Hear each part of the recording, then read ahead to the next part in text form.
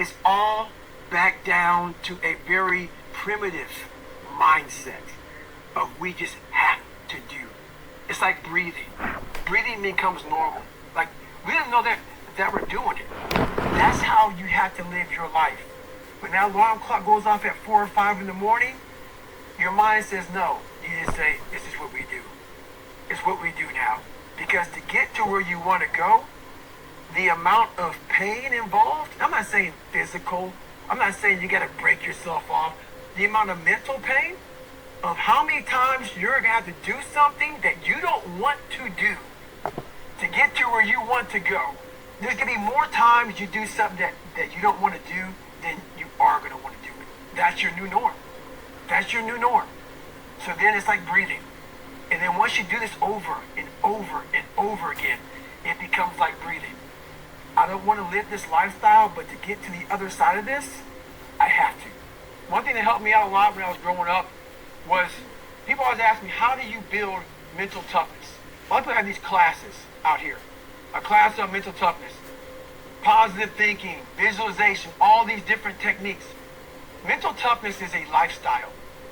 It's something that you live every single day of your life. When I was growing up, I was a lazy kid. Everybody goes, how did you get to where you're at today? How did you get to where you're running 200 miles at one time in 39 hours?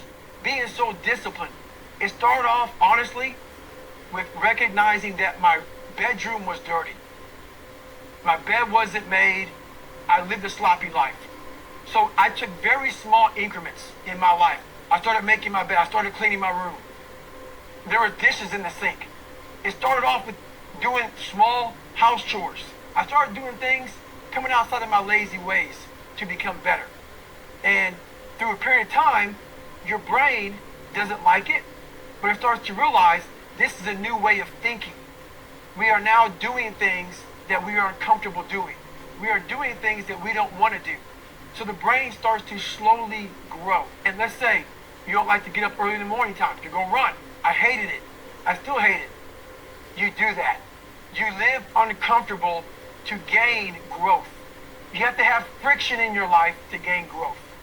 And the only way to do that is to make yourself uncomfortable and get to the point where instead of running from the things you don't want to do, you actually face them and start to gain more and more growth in your life. Self-talk, for me, has been the biggest thing in my life. A lot of us have a dialogue that is crap. It's a crappy dialogue. We live in a world right now that is very external. Everything is very on the surface, superficial. Everything. And what we're telling ourselves is what we see on TV.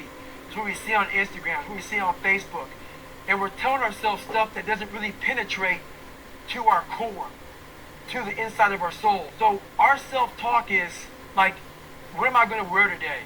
How am I going to look today? I need to act this way today because this way is cool. My self-talk became something that actually made me better. And I had a whole bunch of negative things in my life. And to get to the self-talk portion of it first, you have to quiet all of the phones and social media and all the negativity of the world to get to even hear your own self have a self-talk. So I call it going to a dark place. You have to get the noise out, quiet your mind down, get all the static out before you can even have a real conversation with yourself. And in that self-talk, a lot of times it's very negative because of all the stuff we see on TV, all the stuff we see on social media. You have to create a positive dialogue. My whole life, there's been this unrelenting voice in my head. We all have this voice. It's the right or wrong voice. And a lot of times that voice guides us into comfort. And my voice guided me to comfort a lot. But I have this other voice I heard my whole life saying, hey, motherfucker, what are you doing? No, man, we gotta go over here. We gotta go over here to that rock pile over in the fucking corner where nobody's at. That's where victory's at. We're over in that corner. So this voice was giving me all these answers. Now, I wasn't a real smart kid growing up, but I had this crazy voice in my head saying, over there is where the fucking answers are. And I didn't want to listen to it because over there was pain. Over there was me looking in the mirror. Over there was me being accountable for all these things I went through my life. Even though people put them on me, it's now mine to own. And I didn't want to go over there by myself. But I had to, and this voice was guiding me there. But that's what it was in me. Life is one big psychological warfare that you play on yourself. You play on yourself, man. The most important conversation I ever had is with myself. And the shit I was telling myself was so fucked up, it was so wrong, it was so misguided. And other people start to write that dialogue for you also. And it starts to be what you say to yourself every single day. And I started creating a whole nother warfare. A whole nother battle started becoming. I was like, oh, hang on a second, Goggins. You have these tools. You have these tools. Your life was basically the perfect grounds for training for where you need to go in your life. All the beatings, all the bullying, all the, you going through learning disabilities, all the struggles.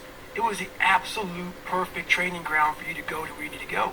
And that's how I started looking at my life versus woe is me, poopy pants, kick a rock down the street mentality. It was not. God just hooked you right the fuck up. He hooked you right up, man, with the perfect place. You were training. For the first 18, 19, 20, you were training for this stuff, man. You have the advantage of everybody else versus, my God, they're so above me. They came from a great family. Mom and dad love them. They didn't have to learn, they didn't start, they didn't struggle. No, man, your struggle is what made you who you are now. So I started flipping this into a whole different, I started being a master of what I was scared of. I was scared of my mind. And I became literally a master of that mind.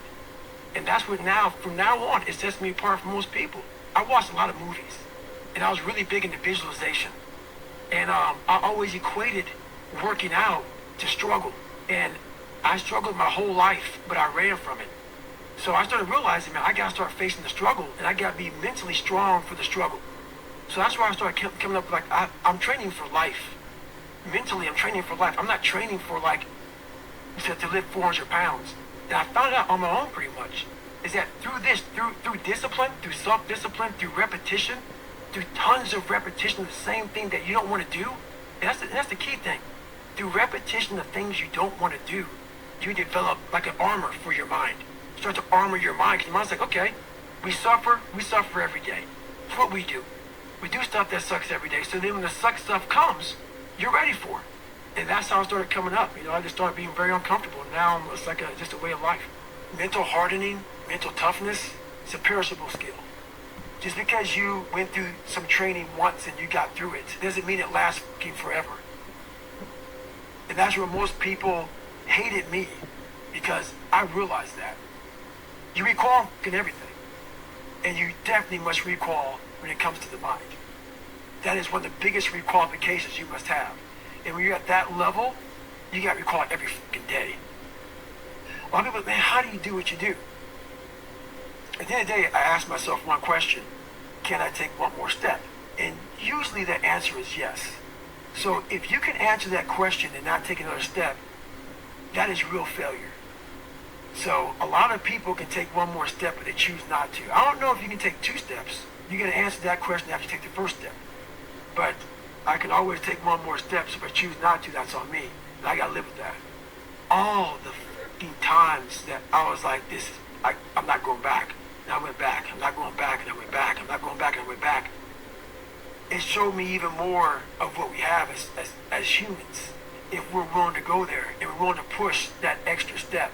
What separates me from a lot of people is they go into a daunting task, and the task is overwhelming. Like, when I heard the pull-up record was 4,020 pull-ups, and I was talking about breaking this record, people are like, oh my God. I went right to a pen and paper. Like, what are you doing? I'm doing the math, man.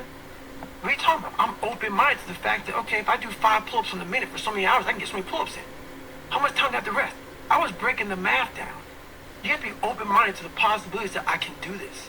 Once you shut your mind down to the possibility that it can be achieved, there's no way it can happen.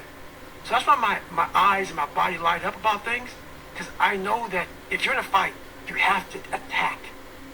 You have to keep attacking. The enemy has to know he is not going to give up. You must break the soul of whatever the fuck is in front of you. That's what I realized. I was never breaking the soul of anything in front of me. So that's why I came up with this thing called Taking Souls in my book. I started to devise ways to break a soul of a human being, of an object, of whatever's in front of me. If you keep on attacking something, nothing wants to stand in front of anything that is relentless. Nothing. I always fix the things on the surface. So if I couldn't read and write, I learned to read and write. I would always fix these things on the surface level.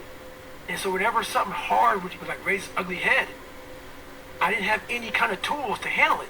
I'm like, man, I thought I fixed this already, man. But no, I didn't go deep into the dungeon of my soul and say, okay, what is making you a quitter? What is making you a weak man? What is making you afraid? And so that's why I kept on quitting and going back to start, or not knowing how to get through hard times.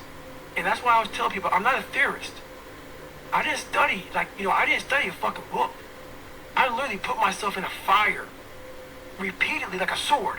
You put a sword in the fire repeatedly and repeatedly. If you keep on doing that, you're going to get a nice sword. And then you keep on beating it. You got to beat the shit out of it. And that's what I am. Yeah. I became that. I said, okay, we can't quit. We got to figure out why you are this pussy. Why are you this pussy, man? What is wrong with you? What's going on here? So I kept on putting the sword back in the daggone fire, and I just beat it harder. And I beat it harder. Before I knew it, I started realizing, all right, man, the brain is starting to get hard. The brain is starting to get hard. I'm no longer a theorist. I'm now a practitioner. I put it in hell. I dissected it while it's in hell, because you can't dissect anything in a normal environment. You can't dissect anything in 72-degree weather. You must put it in the fucking freezer and freeze the fuck out of it. 5 more seconds, man. 5 more seconds in the freezer. And that's when you start to pick that brain apart. And that's what all this stuff did to me. I kept on putting myself back into the freezer or the fire and beating the shit out of myself, mentally and physically. Before I knew it, this is what happened.